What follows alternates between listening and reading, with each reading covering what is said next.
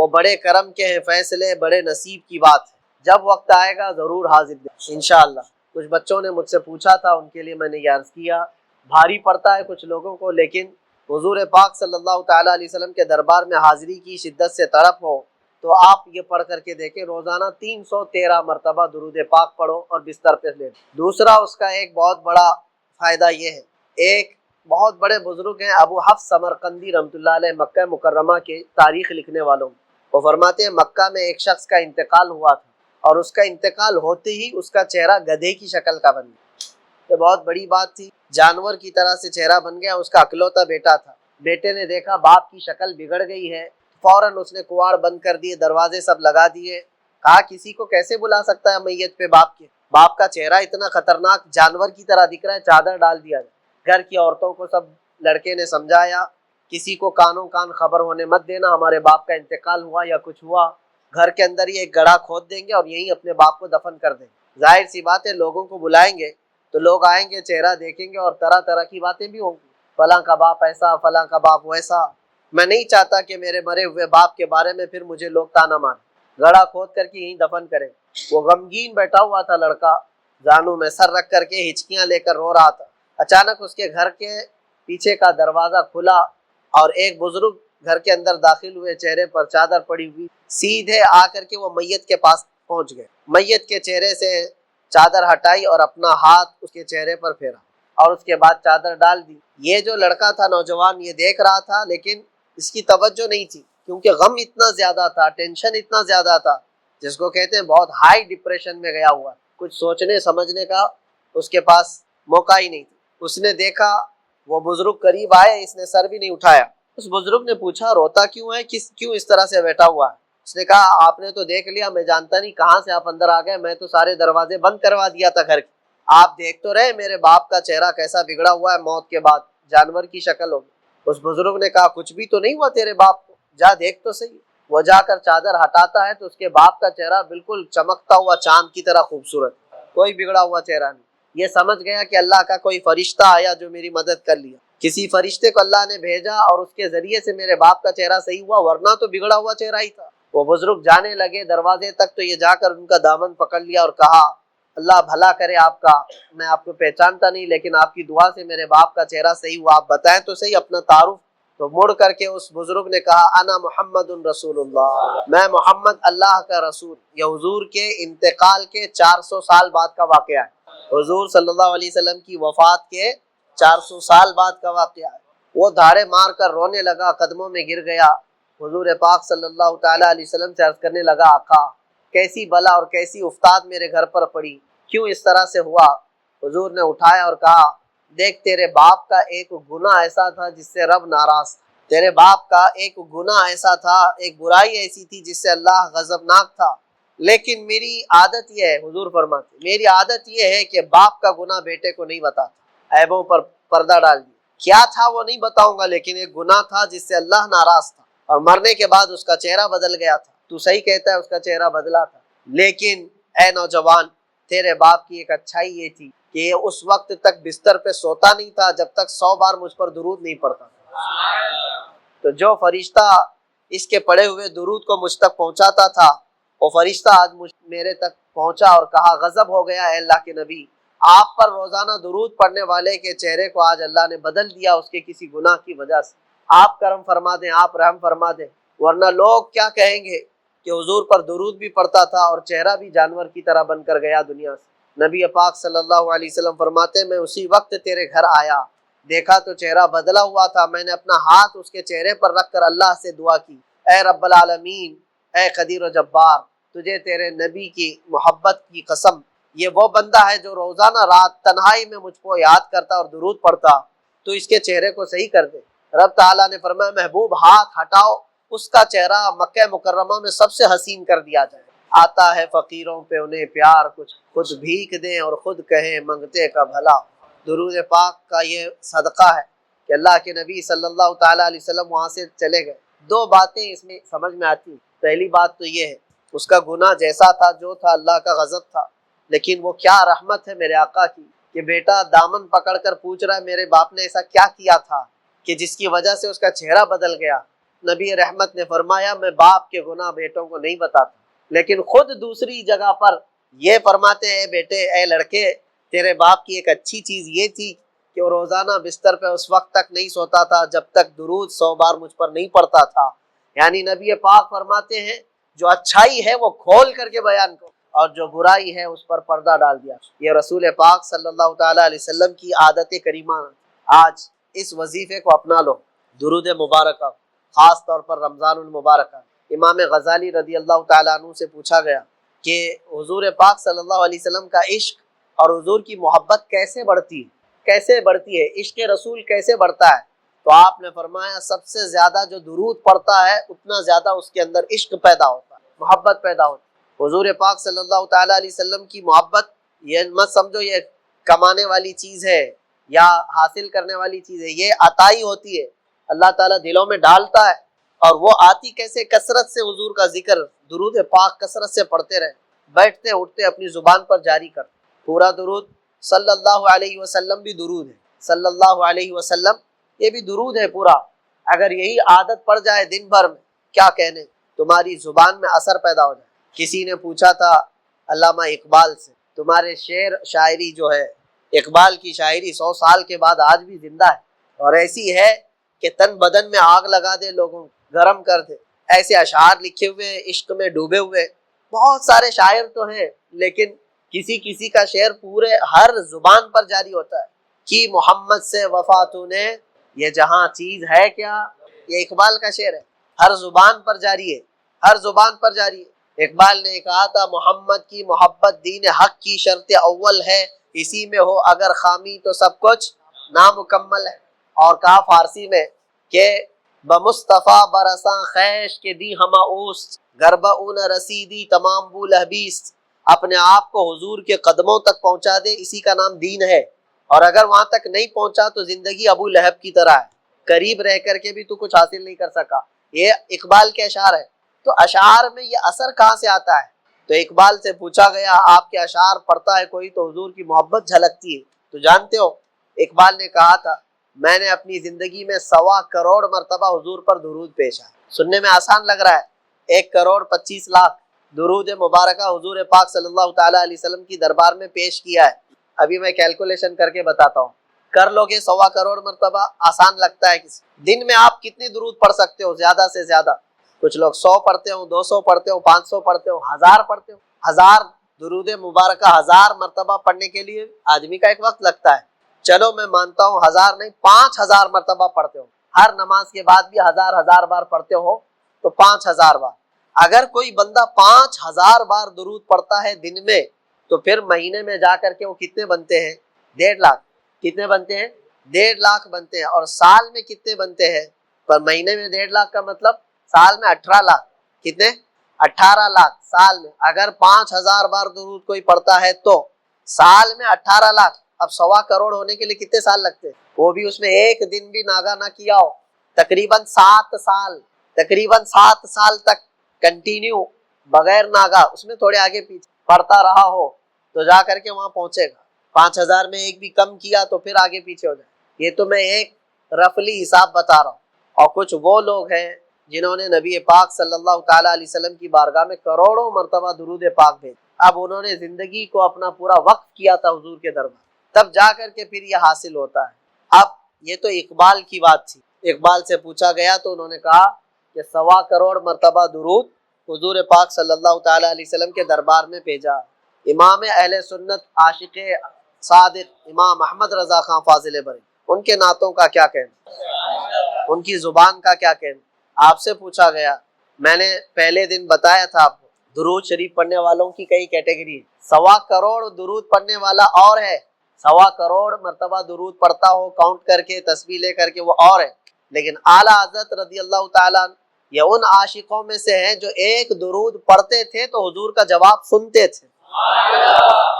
نبی پاک صلی اللہ علیہ وسلم کو حاضر و ناظر جان کر حضور کو، یہی تو بات ہے کہ ہندوستان سے حضور کو درودوں میں یاد کرتے، نعتوں میں یاد کرتے، اور جب مدینہ طیبہ پہنچے تھے اس عاشق صادق کا سفر بھی تو دیکھو، حج پہ گئے تھے اپنی ماں کے ساتھ، یہ دوسرا حج تھا آپ کا، پہلا حج ہو گیا تھا تو بہت شریعت کا پاس و لحاظ رکھ کر کے جو اشعار لکھتے ہیں اعلیٰ حضرت جب گئے حج کے لیے تو کہتے ہیں کہ ان کے طفیل حج بھی خدا نے کرا دیا. کس کے طفیل؟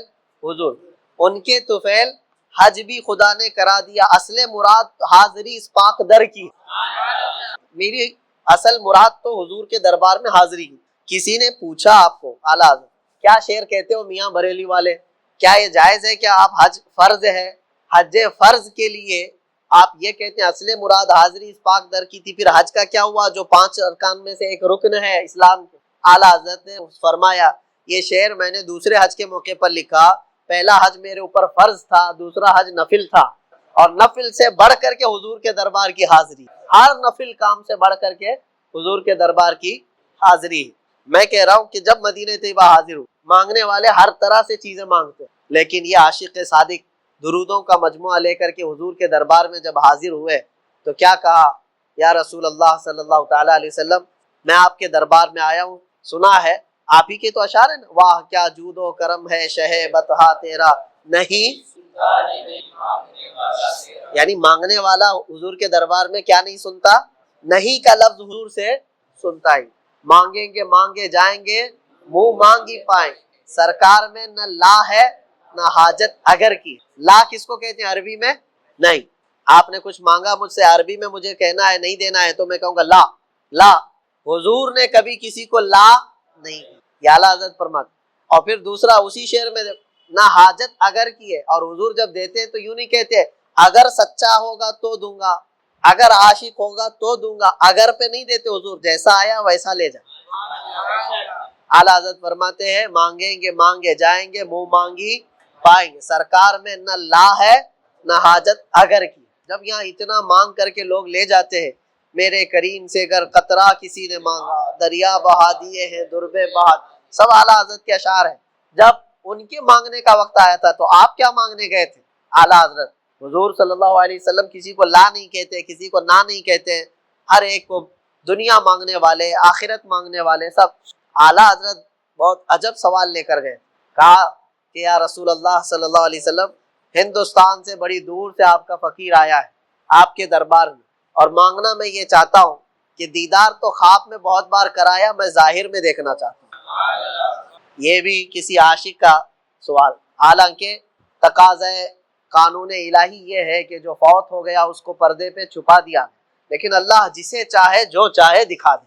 نبی پاک صلی اللہ علیہ وسلم عالم برزخ میں ضرور ہے، لیکن اللہ اگر چاہے تو رسول پاک صلی اللہ تعالیٰ علیہ وسلم کو ظاہری حالت میں لوگ کسی کو دکھا دے. مانگتے رہے لیکن کچھ نظر نہیں آیا. صبح سے شام ہو گئی، شام سے صبح ہو گئی، چلے گئے. تب آپ نے وہ شعر لکھا تھا، کوئی کیوں پوچھے تیری بات رضا، تجھ سے کتے ہزار پھرتے.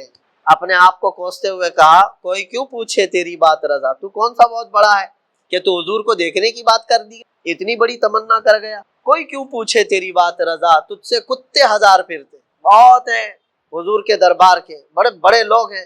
جب یہ شعر کہا تو فرماتے اسی وقت قبر رسول سے ایک روشنی نظر آئی. اعلیٰ حضرت جب دیکھنے لگے تو نبی رحمت صلی اللہ علیہ وسلم ظاہری آنکھوں کے سامنے موجود.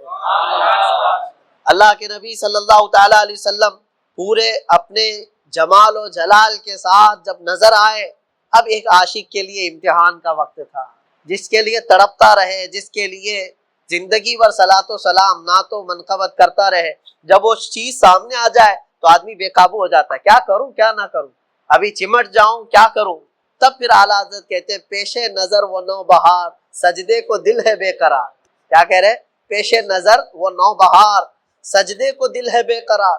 حضور کو دیکھ کر کے کہتے ہیں کہ سجدہ کرنے کا دل کر رہا ہے. وہ چہرہ، وہ جمال جہاں آرا جو کروڑوں لوگوں کو، ارے گنبد کا حسن ایسا ہے تو حضور کا کیا ہے. مدینہ جانے والے قسم خدا کی میں آپ کو کہتا ہوں، اس نبی پاک صلی اللہ علیہ وسلم کا ہرا گنبد دیکھتے رہو تو آنکھیں بھی میچنا بھول جاؤ. اکثر ایسا ہوتا ہے کہ گنبد پاک کو دیکھتے دیکھتے ہمارا دل نہیں بھرتا. تو رسول پاک کا حسن کیا ہے؟ کہتے ہیں سجدے کو دل ہے بے قرار، لیکن وہ عالم بعمل تھے. کہا روکیے سر کو روکیے، ہاں یہی امتحان ہے. حضور پاک اپنا جلوہ دکھا کر کے پھر امتحان بھی لے رہے ہیں.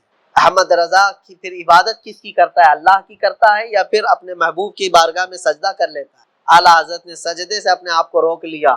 یہ وہ مقام ہے عزیزو، حضور پاک صلی اللہ تعالیٰ علیہ وسلم کے دربار میں سچے دل سے، خاص طور پر رمضان المبارکہ میں درود مبارکہ کی کثرت کرو، اور یقیناً وہ حضور پاک صلی اللہ تعالیٰ علیہ وسلم چاہے تو مدینے بلا کر نوازے، چاہے تو ہمارے گھر تشریف لا کر نوازے۔ سنا ہے آپ ہر عاشق کے گھر تشریف لاتے، بلکہ ہم تو یہ پڑھتے دیکھا ہے آپ ہر عاشق کے گھر تشریف لاتے، میرے گھر میں بھی ہو جائے چراغا۔ رسول کریم صلی اللہ تعالیٰ علیہ وسلم کے دربار میں کل ایک بات میں کہتے کہتے کرناٹک میں تھا، ادھوری رہ گئی۔ بات یہ تھی، رمضان المبارک کا مہینہ تھا، برسوں سے میری تمنا یہ رہتی کہ کسی نہ کسی طرح سے رمضان میں حضور کے دربار میں گزاروں، لیکن چونکہ تراویح کا سلسلہ میرا شروع سے ہے، 25 سال سے میں تراویح سنا رہا ہوں، اور یہ 26واں سال ہے۔ 25واں سال سلور جبلی تو جیل میں منایا، 25ویں تراویح میری جیل میں سنایا، 26ویں یہ ہے ابھی۔ یہ 25 سال میں ہر سال یہ خواہش ضرور رہتی تھی کہ حضور کے دربار میں مدینے میں رمضان گزارے، لیکن تراویح کی وجہ سے پھر یہ سوچتا کہ یہاں رہ کر کے بھی تو حضور کا ہی کام کر رہے ہیں، کمپرومائز کر کے چلتے تھے۔ لیکن بیچ میں کچھ سال ایسے آئے کہ 2-3 روزے شروع کے وہاں کرنے کا موقع ملتا تھا، پھر واپس آ جاتا تھا اور تراویح کو کنٹینیو کرتا تھا۔ چوتھے روزے سے یہاں آ کر ایک بار تیسرا روزہ تھا مدینہ طیبہ میں، اور خواہش یہ تھی کہ اب کل صبح جانا ہے واپس روزے کے حالت میں، آخری افطاری ہے، افطاری کا سامان لے کر۔ ارادہ یہ تھا کہ رسول پاک صلی اللہ علیہ وسلم کے قدموں میں جالیوں کے پاس باب جبرائیل جو دروازہ حضور کے قدموں کی طرف کھلتا ہے، ارادہ یہ تھا کہ وہاں سے اندر جا کر کے حضور کے قدموں کے پاس بیٹھ کر آخری افطاری کروں گا اور چلا جاؤں۔ جب روزہ کھولنے کا موقع ملا ہے تو اسی جگہ پر میں افطاری کیا کرتا ہوں، سامنے جالیاں ہوں۔ اس دن ہوا یہ کہ افطاری لینے میں مجھے تھوڑا سا وقت ہو گیا، لیٹ ہو گیا، اور وہاں ایسا ہے خاص طور پر رمضان میں تو عصر کے بعد ہی پورے اندر مسجد فل ہو چکی، دروازے لاک بند تو نہیں ہوتے لیکن پولیس والے پہرا دیتے، پھر اندر کوئی آ نہیں سکتا، کیونکہ اس طرح سے بھیڑ ہو جائے گی تو سب ایک دوسرے پر چڑھتے رہیں گے، روک دیا جاتا ہے، پھر ڈائیورٹ کر دیتے ہیں لوگوں کو دوسری جگہ ادھر ادھر۔ میں جب پہنچا تو تھوڑا سا وقت باقی رہ گیا تھا، اب سوال ہی نہیں تھا اندر جانے، لیکن پھر بھی ایسے دروازہ تھا، دروازے کے باہر صحن ہے بہت بڑا، صحن میں بیٹھنے کو موقع مل گیا، میں کسی طرح بیٹھ گیا، یہ سوچ کر کے کہ یہاں سے دروازہ دکھ رہا ہے اور دروازے کے اندر سے حضور کی جالیاں، اللہ مجھے دنیا میں فلاں چیز دے دے، فلاں چیز دے دے، فلاں چیز دے دے۔ اللہ فرماتا ہے دے دیا جائے گا تمہیں، جیسے مانگتے ہی رہتے نا میرے عزیزو، اسی لیے کہتے نا خالی دنیا مت مانگو۔ دنیا کیا ہے؟ یہ سب مانگنا کہ میرا بزنس، میری تجارت، میری جائیداد، میری پراپرٹی، میری زمین، میرا فلاں میرا فلاں، یہ بڑھتا جائے بڑھتا جائے، یہ دنیا ہی تو مانگ رہے ہو آپ۔ اور اللہ فرماتا ہے جس نے ہم سے آخرت مانگی ہم اس کو دنیا بھی دیں گے اور آخرت بھی دیں گے۔ اسی لیے دوسرے پارے میں اللہ نے فرمایا فَمِنْهُمْ مَنْ يَقُولُ رَبَّنَا آتِنَا فِي الدُّنْيَا وَمَا لَهُ فِي الْآخِرَةِ مِنْ خَلَاقٍ، جنہوں نے یہ کہا نا رَبَّنَا آتِنَا فِي الدُّنْيَا، اے ہمارے رب دنیا میں ہمیں کچھ دے دے، اللہ فرماتا ہے دے دیا جائے گا، وَمَا لَهُ فِي الْآخِرَةِ مِنْ نصیب، اور آخرت میں ان کا کوئی حصہ نہیں ہوگا، من خلاق، آخرت میں کوئی ان کا حصہ نہیں ہوگا۔ وَمِنْهُمْ مَنْ يَقُولُ رَبَّنَا آتِنَا فِي الدُّنْيَا حَسَنَةً وَفِي الْآخِرَةِ حَسَنَةً وَقِنَا عَذَابَ النَّارِ اولئک لہم نصیب مما کسبوا، اللہ فرماتا ہے اور جنہوں نے کہا اے ہمارے رب ہمیں دنیا میں بھی اچھائیاں دے دے اور آخرت میں بھی اچھائیاں دے دے، رب فرماتا ہے، اور جنہوں نے یہ کہا اے اللہ ہم کو عذاب دوزخ سے بچا لے، رب فرماتا ہے یہ وہی لوگ ہیں جنہوں نے حقیقت میں حصہ حاصل کر لیا، آخرت بھی مانگ لیا، دنیا بھی مانگ لیا۔ دعا میں ہمیشہ یہی کیا کرو کہ اللہ ہماری آخرت اچھی کر، یہاں مانگ کر کے کتنا لے لو گے، کتنا لے لو گے، کتنے دن تک؟ چلو آج آپ نے صحت مانگی، اے اللہ مجھے صحت عطا کر، طبیعت اچھی رکھ، اچھی بات ہے، لیکن کتنے دن تک رہو گے؟ 80 سال، 100 سال؟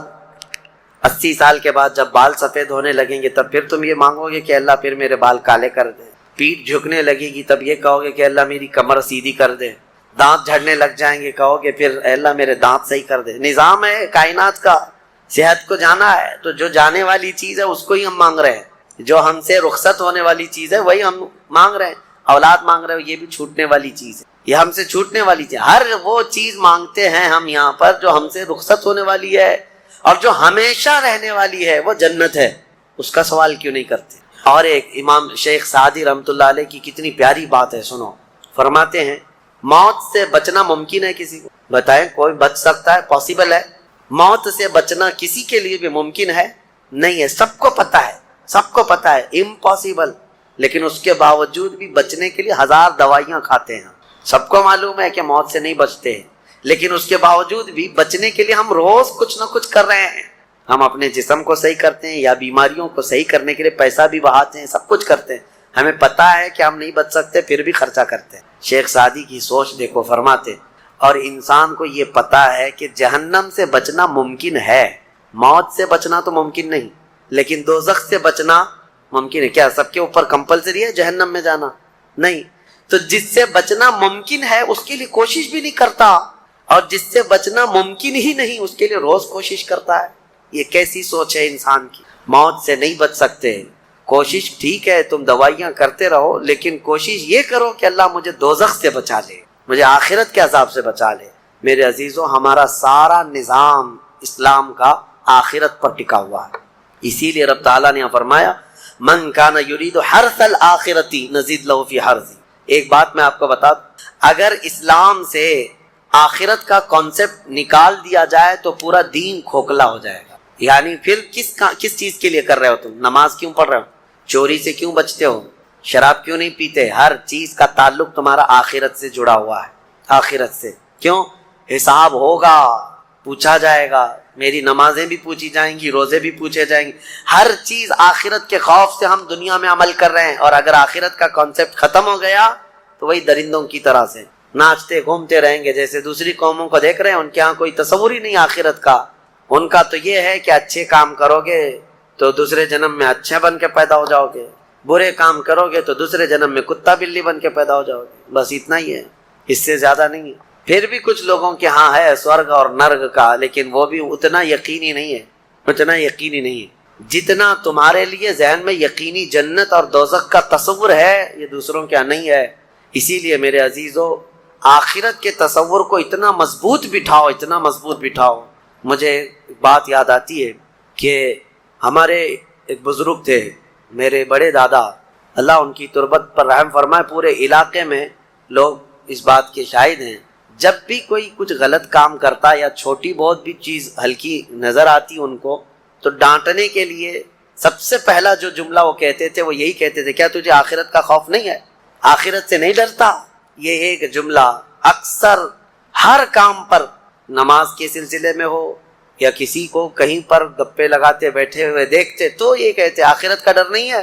یہ ان بزرگوں کا شیوا رہا ہے، اولیاء اکرام کا طرہ امتیاز رہا ہے کہ وہ اپنے سارے اعمال آخرت کے خوف پر رکھے ہوئے ہیں. حضرت حاتم اعصم رضی اللہ تعالیٰ عنہ بڑے پائے کے بزرگ ہیں، فرماتے ہیں نماز جب پڑھتے تھے تو کہتے میرا تصور یہی ہوتا ہے، میرا تصور یہی ہوتا ہے کہ موت میرے گردن کے پیچھے، ملک الموت یہی ہے.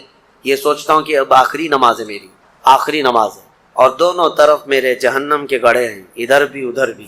میں اگر تھوڑا سا بھی ہل جاؤں تو ہو سکتا ہے ادھر کے گڑھے میں یا ادھر کے گڑھے میں، اور پیچھے ملک الموت ہے اور سامنے رضائے الہی ہے اور جنت ہے. میں بڑھنے کی کوشش کر رہا ہوں.